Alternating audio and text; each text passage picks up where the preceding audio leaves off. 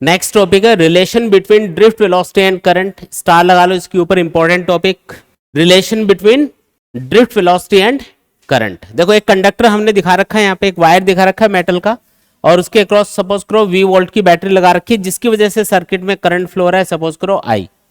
अब इस कंडक्टर के अंदर जो फ्री इलेक्ट्रॉन्स मूव करेंगे, कंडक्टर के अंदर कौन मूव करेंगे? फ्री इलेक्ट्रॉन्स मूव करेंगे। तो वो जो फ्री इलेक्ट्रॉन्स हैं उनकी जो ड्रिफ्ट वेलोसिटी होगी और वायर में जो करंट फ्लो रहा होगा, उनमें आपस में क्या रिलेशन है वो हमको फाइंड करके बताना है। ठीक है, इलेक्ट्रॉन कौन सी डायरेक्शन में मूव कर रहे होंगे बोलो। तो जैसे आप बैटरी या वोल्टेज सोर्स इस कंडक्टर के क्रॉस कनेक्ट करोगे तो इसमें एक इलेक्ट्रिक फील्ड बनेगा, जिसकी डायरेक्शन क्या होगी? हाई पोटेंशियल से लो पोटेंशियल की तरफ। इसकी वजह से इलेक्ट्रॉन्स पे फोर्स लगेगा, जिसकी वजह से इलेक्ट्रॉन इलेक्ट्रिक फील्ड के अपोजिट डायरेक्शन में मूव करेंगे। इलेक्ट्रिक फील्ड के अपोजिट डायरेक्शन में क्यों? क्योंकि इलेक्ट्रॉन्स पे नेगेटिव चार्ज है, इसलिए फोर्स लगेगा इलेक्ट्रिक फील्ड के अपोजिट डायरेक्शन में, और इनकी एवरेज वेलोसिटी क्या होगी? Vd, जिसको हम ड्रिफ्ट वेलोसिटी बोलते हैं, है ना। अब मान लो ये जो कंडक्टर है ये कॉपर का हो सकता है, सिल्वर का हो सकता है, एल्यूमिनियम का हो सकता है। तो अलग अलग जो कंडक्टर होते हैं उसमें नंबर ऑफ फ्री इलेक्ट्रॉन्स भी अलग अलग होते हैं, है ना। तो हम एक टर्म यहाँ पे डिफाइन करेंगे जिसको हम स्मॉल n से रिप्रेजेंट कर रहे हैं, और इसको हम बोलते हैं नंबर ऑफ फ्री इलेक्ट्रॉन्स पर unit volume. Number of free electrons पर यूनिट वॉल्यूम इसको बोला जाता है, या इसको number density of free electrons भी बोल दिया जाता है। इसका मतलब क्या है, एक बार समझो।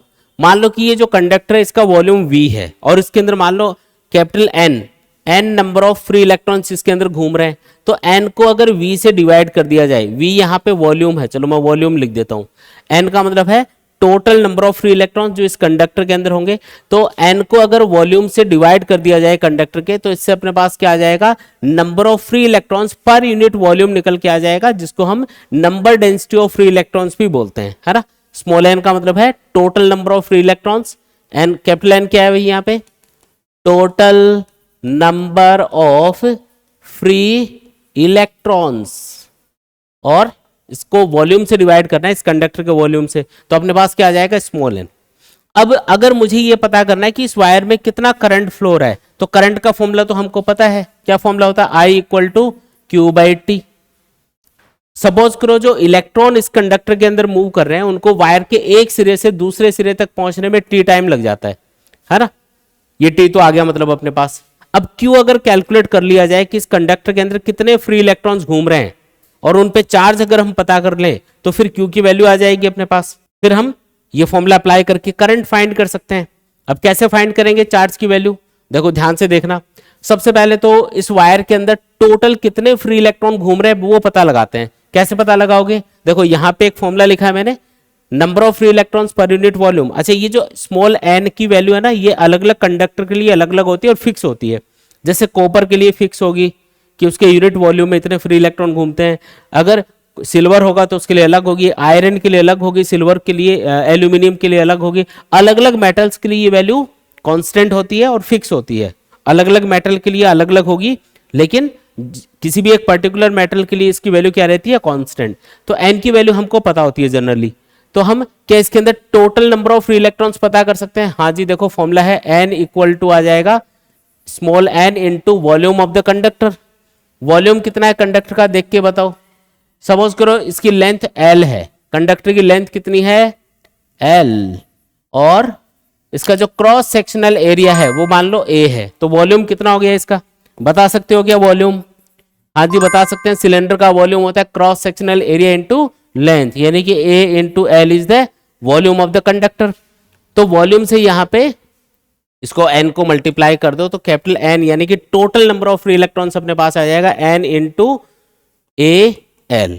आ गया समझ में ये? ठीक है। अब ये देखो n की वैल्यू अगर आपको पता चल गई, n मतलब क्या है? कैपिटल N का मतलब है total number of free electrons जो इस कंडक्टर के अंदर घूम रहे होंगे इतने इतने वॉल्यूम में, है ना। तो अगर आपको टोटल फ्री इलेक्ट्रॉन्स पता चल गया तो उन पे चार्ज भी बता सकते हो। कैसे भाई? आपको ये अगर मैं ये बता दूं कि इसके अंदर 50 इलेक्ट्रॉन घूम रहे हैं तो उन पे चार्ज कितना होगा? 50 इंटू ई मतलब चार्ज ऑफ 1 इलेक्ट्रॉन। तो Q की वैल्यू क्या आ गई यहाँ से? ये आ गई n इंटू ई के बराबर। n कितना है? ये रहा देखो, ये है small n into A into L into E. अब ये वैल्यू उठा के इसमें पुट कर दो। अच्छा चार्ज यहाँ पे नेगेटिव होगा तो आप चाहो तो यहाँ पे नेगेटिव सिंबल लगा दो, यहाँ पे एक माइनस सिंबल लगा देता हूँ क्योंकि इलेक्ट्रॉन पे कौन सा चार्ज होता है, negative. I equal to Q की वैल्यू पुट करो minus N A L E upon T आ गया। अब एक चीज बताओ सोच के, ये जो कंडक्टर है इसकी लेंथ कितनी है एल, और टाइम कितना लगा इलेक्ट्रॉन्स को एक सिरे से दूसरे सिरे तक पहुंचने में, टी टाइम लगा।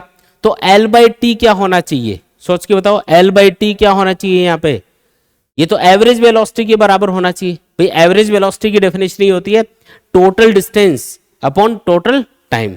कंडक्टर के अंदर टोटल डिस्टेंस कितनी ट्रेवल करनी पड़ेगी इलेक्ट्रॉन्स को, एल, एल लेंथ का वायर है, और टाइम कितना लगा एक सिरे से दूसरे सिरे तक पहुंचने में, टी। तो एल बाई टी क्या है, average velocity of free electrons. तो मैं इसको लिख देता हूं एवरेज वेलोसिटी, जिसको हम क्या बोलते हैं ड्रिफ्ट वेलोसिटी, ये किसके बराबर होगी, ये होगी एल बाई टी के बराबर। सिंपल सी बात है भाई, total distance upon total time. ये फॉर्मूला भी तो यूज कर सकते हो एवरेज वेलोसिटी के लिए। तो एल बाई टी को आप क्या लिख दोगे बताओ, एन ई ए, ये तो एज इट इज रखा मैंने, एल बाई टू को मैंने वी डी लिख दिया। तो क्या आ गया answer, I equal to minus N E A V D आ गया। बोलो आया कि नहीं आया, आसान है एकदम, ठीक है। तो ये जो रिलेशन है काफी इंपॉर्टेंट है। अच्छा माइनस का सिंबल क्या बता रहे हैं यहाँ पे, देखो करंट की जो डायरेक्शन मानी जाती है वो हमेशा इलेक्ट्रॉन की जो ड्रिफ्ट वेलोसिटी होगी यानी कि एवरेज वेलोसिटी होगी उसके अपोजिट मानी जाएगी। ध्यान दो, इलेक्ट्रॉन जा रहा है इधर और करंट की डायरेक्शन इधर से इधर होती है, वायर में उल्टा होती है ना। तो माइनस का सिंबल क्या बताता है, डायरेक्शन ऑफ करंट, जो कि किधर होनी चाहिए, हमेशा ड्रिफ्ट वेलोसिटी के अपोजिट डायरेक्शन में होनी चाहिए। ये इसका मतलब होता है। आ रहा है समझ में, ठीक है। चलो आगे देखो, क्वेश्चन करके देखते हैं इसके ऊपर। Consider a wire of length 4 metre and cross sectional area 1 millimetre square carrying a current of 2 ampere if each cubic metre of the material contains 10⁻29 free electrons, find the time taken by an electron to cross the length of the wire. तो wire की जो length है उसको cross करने में electron को कितना time लगेगा वो हमें सॉल्व करके बताना है। पहले तो गिवन डेटा लिख लेंगे, पहला काम क्या करना है, गिवन डेटा लिख लिया जाएगा। Consider a wire of length, length कितनी बता रखी है बोलो 4 metre, and cross sectional area यानी कि उसका क्रॉस सेक्शनल एरिया दे रखा है 1 millimetre square, carrying a current of, I की वैल्यू भी दे रखी है 2 ampere if each cubic metre, each cubic metre का मतलब है पर यूनिट वॉल्यूम। देखो क्यूबिक मीटर मतलब वॉल्यूम, मीटर का क्यूब है ना, मीटर का क्यूब किसका यूनिट होता है, वॉल्यूम का। तो each cubic metre of the material contains, ये स्मॉल एन दे रखा है आपको 10⁻29 फ्री इलेक्ट्रॉन्स। तो ये स्मॉल एन की वैल्यू दे रखी है, याद रखना है इसको। Find the time taken by the electron to cross the length of the wire. तो वायर की जो लेंथ है उसको क्रॉस करने में इलेक्ट्रॉन को कितना समय लगेगा वो आपको कैलकुलेट करके बताना है। देखो यहाँ पे आई दे रखा है, एन दे रखा है, ए दे रखा है, काफी चीजें दे रखी है। तो कौन सा फॉर्मूला लगाना चाहिए हमको टाइम कैलकुलेट करने के लिए, तो हमारे पास एक रिलेशन होता है I equal to N E A V D. आप बोलोगे सर इसमें तो टाइम आ ही नहीं रहा फॉर्मूले में, लेकिन याद करो जो ड्रिफ्ट वेलोसिटी है उसको आप क्या लिखते हो, एल बाई टी भी तो लिख सकते हो, इसको हम लिख सकते हैं एन ई ए और इसको एल बाई टी, है ना, ये लिख दिया। देखो ये फॉर्मूला वैसे नेगेटिव सिंबल के साथ में होता है, लेकिन मैग्नीट्यूड की जब भी बात होगी ना तो माइनस सिंबल आप हटा सकते हो यहाँ से, कोई दिक्कत नहीं है। तो T इक्वल टू क्या गया बोलो, N E A L upon I. क्या सारी चीजें हमको गिवन है, हाँ जी गिवन है। n की वैल्यू बता दो 10⁻29, e बता दो 1.6 इंटू 10⁻⁻19 कूलाम, a मतलब cross sectional area 1 millimetre square, तो इसको मीटर स्क्वायर में चेंज करोगे तो 10⁻³ मीटर लिखोगे पहले, फिर उसका स्क्वायर करोगे तो ये आ जाएगा अपना 10⁻6 मीटर स्क्वायर, 10⁻6 आ जाएगा। ये क्या आएगा 10⁻6, और L कितना है जी 4 मीटर है। अच्छा क्रॉस सेक्शनल एरिया हमने लिख ही दिया यहाँ पे, और L भी लिख दिया। I बता दो 2 एम्पियर। क्या हम इसको सॉल्व कर पाएंगे, हाँ जी सॉल्व कर सकते हैं, इसको कैलकुलेशन है सिंपल कर सकते हो, ठीक है। तो ये अपना आंसर आ गया। बोलो आया कि नहीं आया, ठीक है। आगे बढ़ते हैं, नेक्स्ट क्वेश्चन देखो। 2 metallic wires of same material have the same length but cross sectional area is in the ratio 1:2। 2 wires हैं, दोनों का मटेरियल सेम है और लेकिन उनकी मोटाई अलग अलग है। क्रॉस सेक्शनल एरिया जो है ना उसका रेशो दे रखा है 1:2, यानी कि A1/A2 ये 1:2 दे रखा है। क्रॉस सेक्शनल एरिया का रेशो कितना 1:2। They are connected in series and then in parallel compare the drift velocity of electron in the two wires in both the cases. ये बोल रहा है कि उन दोनों वायर्स को हमने पहले तो क्या किया, दोनों को सीरीज में कनेक्ट किया, बाद में इनको पैरेलल में कनेक्ट किया। ये पहला वायर है मान लो, और दूसरा वायर क्या है, मोटा है।